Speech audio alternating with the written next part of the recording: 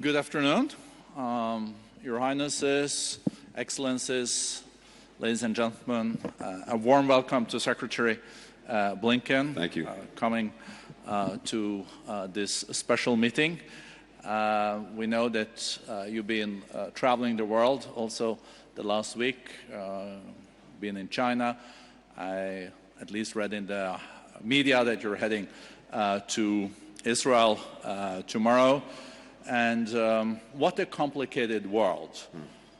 We have had this summit now for 2 days, and I think the conclusion has been that the global economy is doing a lot better than expected, especially the U.S. economy.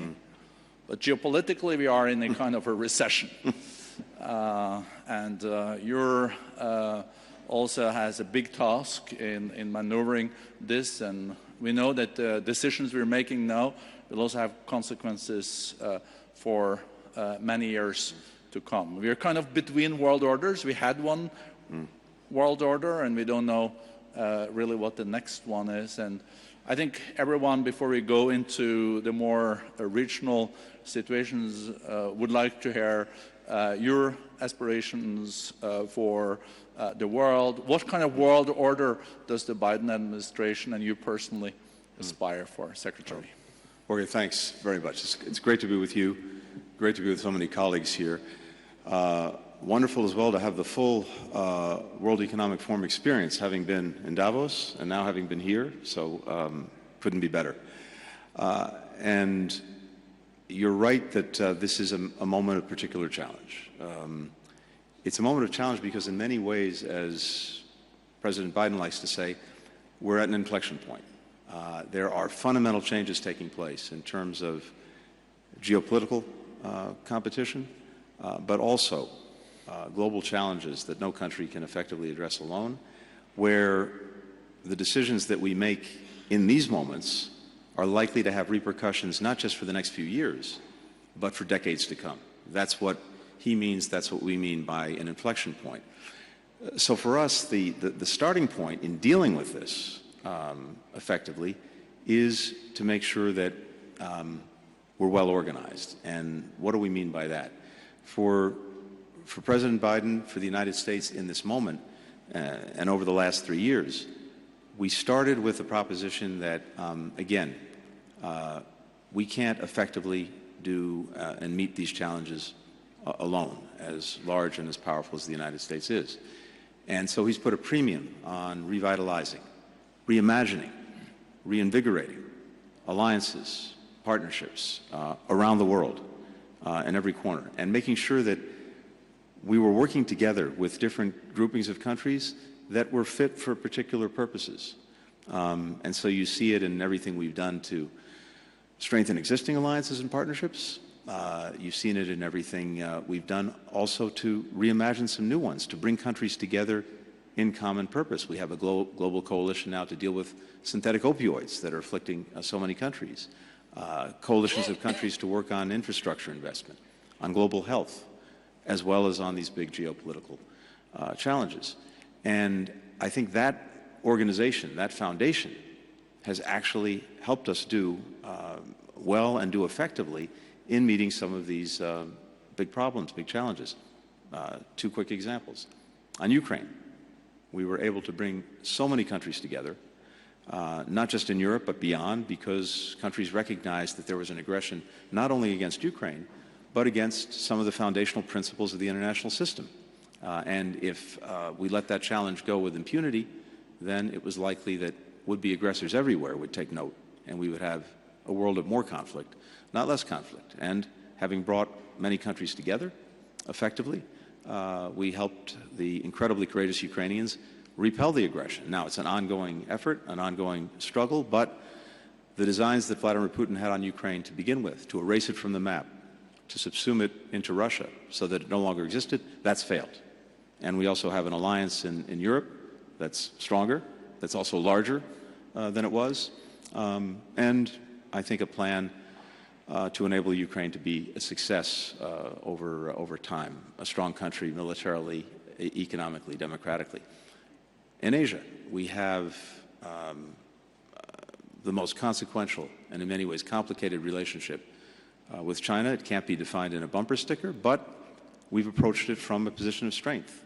The aspects where we're competitive, the aspects where we're cooperative, the aspects where we're contesting.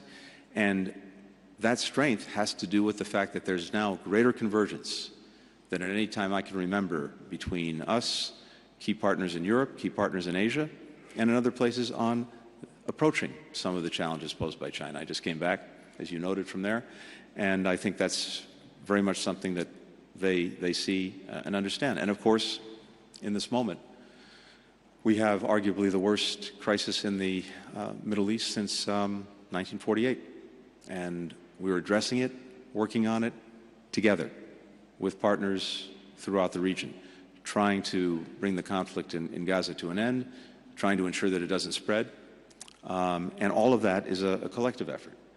So I guess I'd sum it up by saying that, on the one hand, it's really two sides of the same coin, Jorge. One is that we're determined, and I keep hearing this everywhere I go, that countries continue to look to the United States to be engaged and to lead. And I think there's a recognition that in the absence of that engagement, in the absence of that leadership, then one of two things happens. Either someone else is doing it, maybe not in the most positive ways, or maybe worse, no one is doing it. And then you have a vacuum that's filled by bad things before it's filled with good things. But the other side of the coin is that, as I said, more than at any time since I've been involved in these issues, which goes back 30 years now, more than 30 years, we have to find cooperative, collaborative responses, because none of us have the ability to effectively deal with these challenges alone. So we put a premium on that more than anything else. And again, I think you can see the results in the areas that I've just mentioned. Thank you, Secretary. Let's start with the latter, the region, and the ongoing humanitarian catastrophe in Gaza. During the two last days, it's been said from many speakers that there will never be a two-state solution without U.S. taking leadership. But we also know that Egypt now presented a ceasefire and the release of hostages deal to Israel. We learned that it's now with Hamas, and they will have to decide maybe what you think are the prospects. I guess if Hamas then doesn't accept this, I think Netanyahu has said that then he will go full-fledged into Rafah. So your visit, I guess, to Israel tomorrow will be very important, because I think there is a big fear in the region that for a further escalation. Well, I think there's a lot to be said about this, of course, but to try to put it in a nutshell, a few things are important. One, we strongly support Israel in its effort to ensure that what happened on October 7th never happens again. But at the same time, we are determined to do everything we can to bring an end to the terrible human suffering that we're seeing every single day in Gaza among children, women, men, who've been caught in a terrible crossfire of Hamas's making.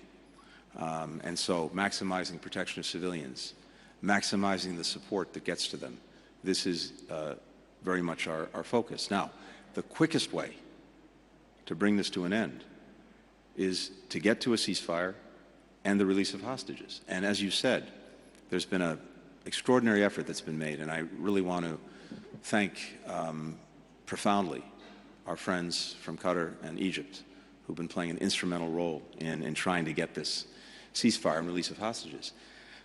A major effort that's been made over the last couple of months to get to that ceasefire, to get the hostages out. And right now, as you said, Hamas has before it a proposal that is extraordinarily generous on the part of Israel. And in this moment, the only thing standing between the people of Gaza and a ceasefire is Hamas.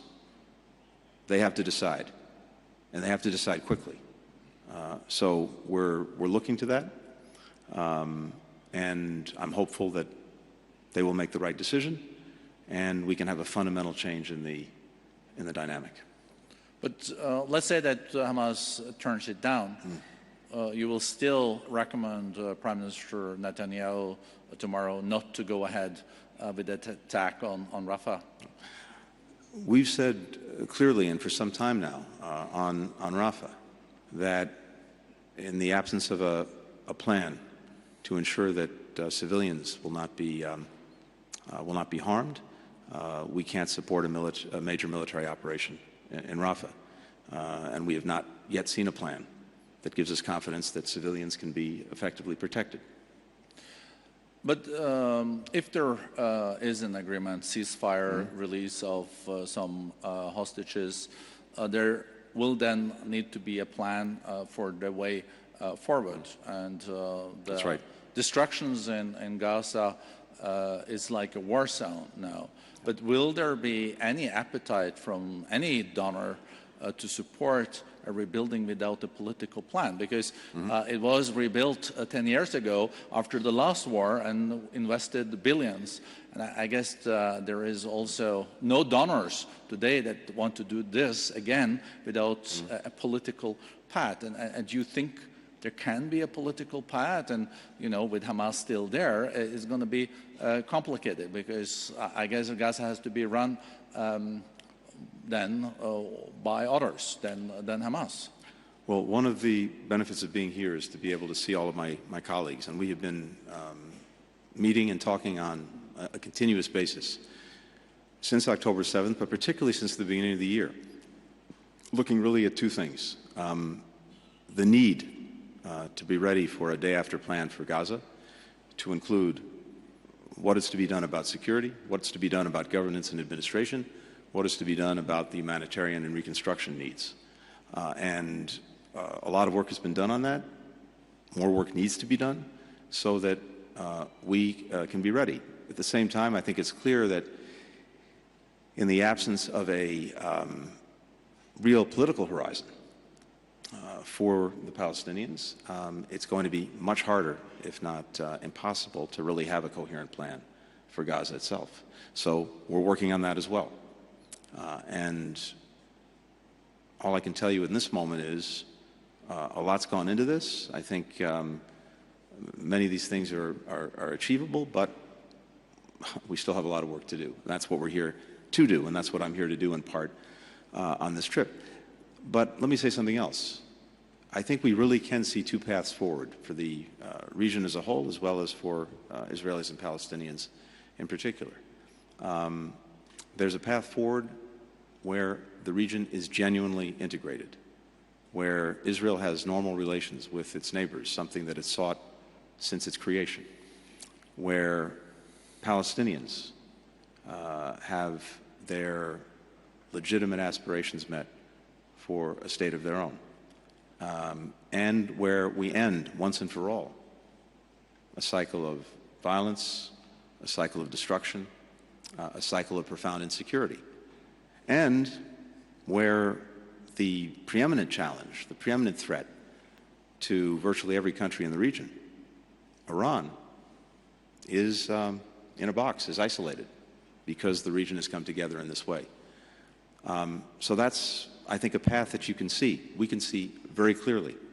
And again, the other path is that path of an endless cycle of insecurity, violence, destruction that has caused so much suffering and that needs to end. But it requires everyone concerned to make difficult, real decisions about the future. I think our job is to clarify those choices, clarify those decisions, and make sure that we're doing everything possible to provide the support necessary for anyone who's ready to make a hard decision about the future. And I know you're meeting with your G7 colleagues here today, but also the key foreign ministers from the region, some of them sitting here on the first row, listening very carefully to what you're saying. I think one of the things that you've been working hard on is a normalization plan also between the Kingdom of Saudi Arabia and Israel. And I think one of the preconditions there, I guess, will be from the kingdom that there is a clear path to a two-state solution. And yesterday it was also made very clear from many speakers here that what is fueling also this crisis is, of course, the unsolved Palestinian issues. And if that was solved, it would also take a lot of momentum out of Iran and its proxies, some speakers said yesterday. Do you feel that there is progress on the Saudi-Israeli peace? And do you feel that the Israelis sees the connection between the momentum for Iran and their proxies based on the big impasse that we've faced for decades on the Palestinian issue? So, first, I think the single biggest, most effective rebuke to both Iran and Hamas would be Israel having normal relations with every country in this region and the realization of a Palestinian state. Of course, both Hamas and Iran have opposed a two-state solution. So almost by definition, achieving it would be a profound rebuke to everything that they've stood for and destroyed for in over many years. Second, when it comes to normalization, look, I'm not going to speak for our hosts here except to say that we have done intense work together over the last months. And in fact, well before October 7th, this is what we were focused on. And in fact, I was scheduled to be in the region, to be in Saudi Arabia and in Israel on October 10th, a trip that didn't happen because of October 7th, to focus specifically on the Palestinian piece of any normalization agreement, because that is, as you said, an essential component. I think, look, the work that Saudi Arabia and the United States have been doing together in terms of our own agreements, I think is potentially very close to completion. But then, in order to move forward with normalization, two things will be required: calm in Gaza and a credible pathway to a Palestinian state. So, to the extent we finish our work between us, then I think what's been a hypothetical or a theoretical question suddenly becomes real, and people will have to make decisions. Secretary, just shortly, you went from China and back to DC for a day or two, and I guess you also seen what is unfolding at many campuses at leading universities in the U.S. as a reaction to what is happening in Gaza. Any reflections on that? I think what we're seeing in my own country and in the region, in many other places, reflects the deep emotions, the profound feelings that many people have at the suffering that so many people are enduring, and in particular, the innocent children, women, and men in Gaza. It's a profound thing, and I not only understand it, I understand why people are speaking out and speaking up. Now, you remember when you were a student yourself, huh? Yeah, I do, and I think this is something that from generation to generation, people find things to be galvanized by, and I understand it profoundly. At the same time, I have to say that I would wish that other elements were reflected in what people are saying, what they're doing. I don't hear anything said about Hamas. I don't hear anyone reflecting on the fact that, obviously, the atrocity of October 7th never should have happened, but once it happened, everything could have been over in an instant if Hamas had stopped hiding behind civilians, put down its weapons, given back the hostages, and surrendered. None of the suffering that we've seen since would have happened. So, where is the demand on Hamas? There's been silence. It's almost as if it's been erased from the story. That's something that I think we also need to reflect on. Even as I say, I profoundly understand the deep emotion that people are expressing, whether it's on our campuses or other places. When you were in China, you raised a lot of questions to the Chinese leadership. You met with President Xi Jinping and, of course, your counterpart, Foreign Minister Wang Yi. One thing I saw you also ask China to nudge Iran when it comes to this crisis, because we are very close to a full escalation 2 weeks ago between Israel and Iran. We avoided that, but what was the response when you raised this with Wang Yi to nudge Iran? Well, two things. First, Borge, as you said, we did come very close to an escalation, a spread of the conflict, and I think because of very focused, very determined efforts, we've been able to avoid it. And that's usually important. And this is something we've been on since day one, trying to make sure that even as we work to resolve Gaza, we don't see this conflict spread to other places in the region. Second, with regard to China, they have a clear, obvious interest in stability in the Middle East. They obviously depend on the region for energy resources. There are many vital trading partners here. 90% of the oil, 90% of the Exactly. Iranian oil, I think, is bought by China. Yeah. Well, there's that too, which is another challenge. But you start with the premise that they have an interest in stability here. They also have relationships. They have influence. And so the question that I raised with our Chinese counterparts is, given that, we would urge you to use the influence because it's in your interest. And also, it's something that other countries would look to China to do. So I think we've seen some examples of that, and that's a positive thing. But again, it goes to their own self-interest. Yeah, because I think China played a role in the rapprochement between the kingdom and Iran, even if I think you were part of it too, but China played a role there.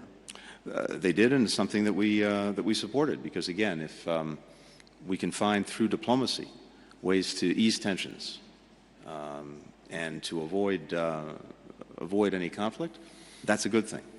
And to the extent China can play a constructive role in advancing that, that's good too. I think you had other topics that you raised with Wang Yi too. One of them was your concern over China's support for Russia's defense industry. What did Wang Yi respond to that one? Well, I raised this both with my counterpart Wang Yi as well as with President Xi directly. And let's understand what's going on. We have engaged with China from the start of the Russian aggression against Ukraine and urged them not to provide Russia with arms, with weapons that would fuel the aggression. And I think it's fair to say that China has not directly supplied Russia with weapons, with missiles, with munitions.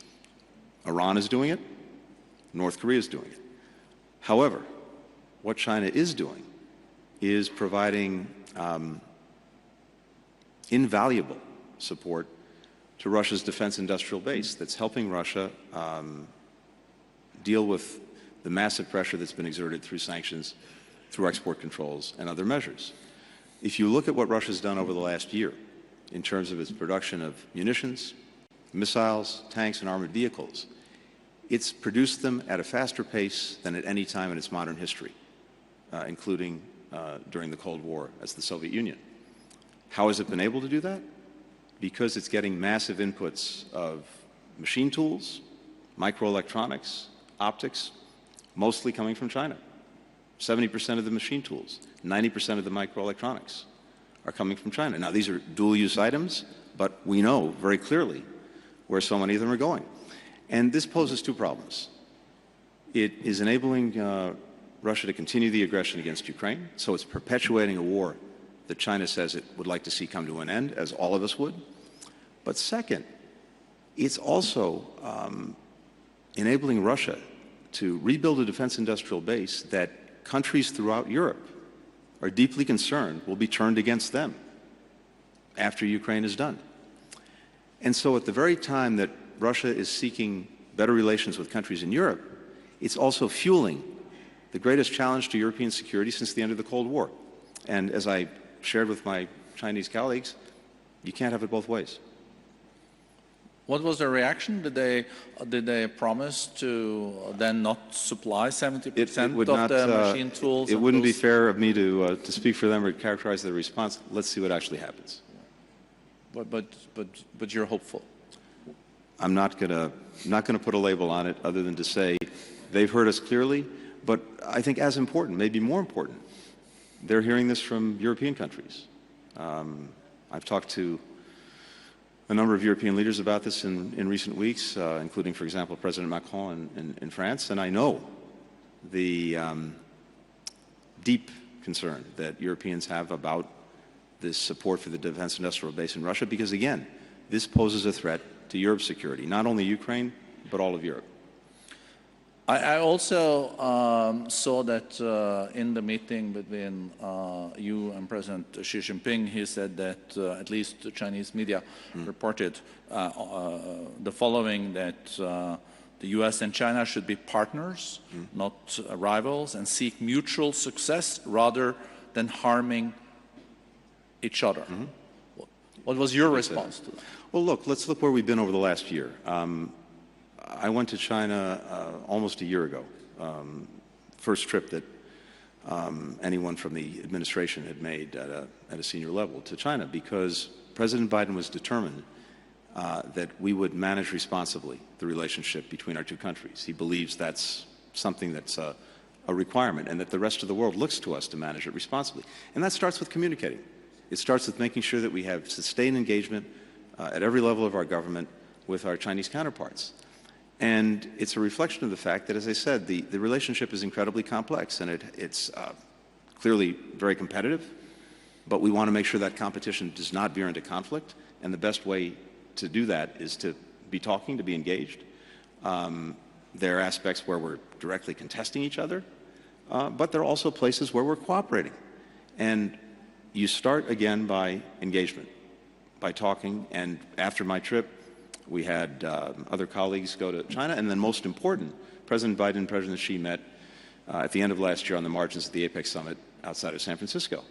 And they agreed that we would work to make sure that we were responsibly managing the relationship, putting as much stability into it as we possibly could, dealing directly with our differences, but also looking to see if there were areas where we can cooperate. And they identified a couple of areas. One, making sure that we actually restored the military-to-military communications that we had, but that had been interrupted. Absolutely essential to trying to make sure that we don't have a miscommunication, a misunderstanding that leads to conflict.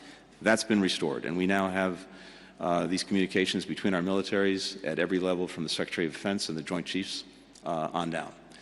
Second, looking for areas where it made sense for us to actually cooperate. One of those is on the scourge of synthetic opioids. The number one killer of Americans between the ages of 18 and 45 is a synthetic opioid, fentanyl. And just think about that for a second. Let that sink in. It's not guns. It's not cancer. It's not automobile accidents. It's a synthetic opioid. And the nature of this challenge is that chemicals that are made for perfectly legal purposes can be manufactured on one side of the globe and then diverted to criminal enterprises that turn it into an opioid. And that's what's been happening in the United States. But this problem, where we've been a canary in the coal mine, it's hit us hard, it's hit us first, we now see spreading around the world. And as our own market gets saturated, we see these criminal enterprises developing markets in Europe, in Asia, in Latin America. Now, sometimes it's fentanyl, sometimes it's ketamine, sometimes it's Captagon, sometimes it's methamphetamines, but we see this spreading. It's why we put together a coalition of more than 140 countries to work on this. But China has a critical role to play because it's a huge chemical manufacturer, and we found, not by intent, that many of the chemicals that are used to synthesize fentanyl start in China, get sent near us, typically to Mexico, turned into fentanyl, come into the United States, kill a lot of people. So we sought to see if we couldn't cooperate together. And we now have that cooperation. And we've seen positive steps that China's taken in terms of taking down some of the companies that are involved, putting in place new regulations. More needs to be done, and this is what we talked about on this trip, to really carry this forward. But it's progress, and it's a demonstration that we can work together when it's in our mutual interest to do it. We're now going to have a dialogue on artificial intelligence. Really important that our countries talk about the risks, the safety issues attendant to AI, which is going to be one of the defining technologies of the coming years. We need some traffic rules there on cybercrime, on climate change, on future pandemics, and all that. Secretary, I know you have a busy agenda for PSARE. There is a lot to be achieved in the coming hours. I don't want to take too much of your time, but maybe last questions coming back to the situation in Europe and Ukraine. The Congress did pass 61 billion to Ukraine. It was not an easy road. The Ukrainians appreciated this a lot. But is there a path towards an end of the Ukraine war? We're talking about breaking impasses and all this, but it's very hard to see what such an end could be. Well, look, it depends mostly on Vladimir Putin and what he decides. Now, I think Putin has believed that he can outlast Ukraine and outlast Ukraine's supporters. The success in, as we say, better late than never, getting the supplemental budget request is a demonstration that we're not going anywhere. That support is continuing, and in fact, the $61 or so billion is, as we speak, moving forward. And that's critical because I think it's both a practical and psychological boost to Ukrainians who have had a tough 9 months or so, but also a clear demonstration that the support remains and it endures. Beyond that, there are a number of things that are happening that I think are a demonstration that we're in this for Ukraine to be strong in the long haul and to stand strongly on its own 2 feet militarily, economically, democratically. Militarily, beyond the support that we're providing in the immediate, and Europeans are providing. And by the way, I said this before, but we often talk about the challenges of burden sharing. I've never seen a better example of burden sharing than in the case of Ukraine, where European partners, Asian partners, others, for as much as we've done, have done even more. And that continues. But even as we're dealing with the immediate needs of Ukraine, we have now more than 30 countries that have negotiated or will soon complete negotiations on bilateral security agreements with Ukraine that will help it stand up a future force that can deter aggression and defend against aggression into the future. At the same time, we're driving private sector investment into Ukraine. There are tremendous opportunities despite the difficult circumstances, and we're seeing tremendous interest in that. And even the initial success with that, including Ukraine's success in making sure that the Black Sea is open again to its commerce. It's actually exporting more through the Black Sea now than it was before February of 2022. Revenues are going into the state coffers. You can see a future where Ukraine will be strong economically. And then democratically, the European Union will open accession talks with Ukraine. That's the best pathway to deepening Ukraine's democracy. All of that is the strongest possible answer to Putin, because it says that Ukraine will not only survive, it can thrive going forward. So I hope that Mr. Putin gets the message and demonstrates a willingness to genuinely negotiate consistent with the basic principles that are at the heart of the international community and the UN Charter. Sovereignty, territorial integrity, independence. If those are appropriately affirmed, there should be a resolution. Last thing I'll say on this is that if you step back and look at it, I believe that this aggression by Russia has been a strategic debacle for Russia. It's had to make this massive effort that we talked about in trying to get around export controls and sanctions, but it's reoriented its economy in a way that is not sustainable. It may work in the near term, it can't be sustained in the long term. And in the aggregate, Russia is weaker economically, it's weaker militarily, given the destruction of so many of its forces, And it is weaker diplomatically in much of the world, not all of it, but in much of it. At the same time, Ukrainians are united in ways that they have never been before, including united against Russia, which was not the case before 2014 when Russia committed the first aggression against Ukraine. And as I mentioned before, the NATO alliance, a defensive alliance with no designs on Russia, never has had them, never will have them, is stronger and larger than it was with two countries, Finland and Sweden, that no one thought would be interested in joining NATO a few years ago, and now are members of the alliance. And of course, Europe has moved itself away from dependence on Russian energy in extraordinary ways in just the space of 2 years. All of this represents, I think, a huge strategic setback for Russia. In many ways, Putin has precipitated many of the things he's sought to prevent. I hope that there's recognition of that. And look, the minute that Russia demonstrates that it's genuinely willing to negotiate, we'll certainly be there. And I believe the Ukrainians will be there.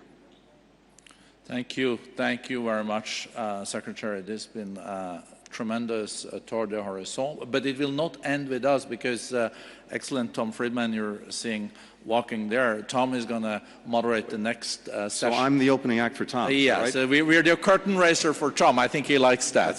He will have a panel of key foreign ministers taking up the discussion. But thank you so much, Secretary Tony, for your leadership and for your hard work. Thank you very much. Appreciate it.